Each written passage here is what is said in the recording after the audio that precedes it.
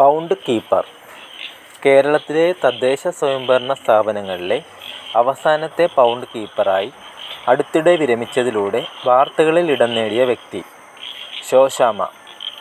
കേരളത്തിലെ തദ്ദേശ സ്വയംഭരണ വകുപ്പിലെ അവസാനത്തെ പൗണ്ട് കീപ്പറായ ശോശാമ്മ 3 പതിറ്റാണ്ടോളം നീണ്ട സേവനത്തിന് ശേഷം മലപ്പുറം ജില്ലയിലെ വട്ടക്കുളം ഗ്രാമപഞ്ചായത്തിൽ നിന്നും വിരമിച്ചു. എന്താണ് പൗണ്ട് കീപ്പർ തസ്തിക?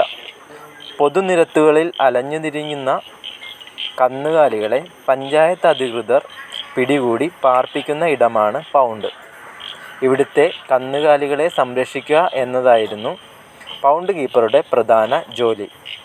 കേരളത്തിൽ പഞ്ചായത്ത് രാജ് നിയമം നിലവിൽ വന്ന വർഷം 1994 ഏപ്രിൽ 23.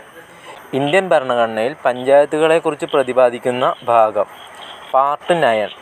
പഞ്ചായത്തുകളെക്കുറിച്ച് പ്രതിപാദിക്കുന്ന ഭരണഘടനാ ആർട്ടിക്കിൾ 243 മുതൽ 243 വരെ.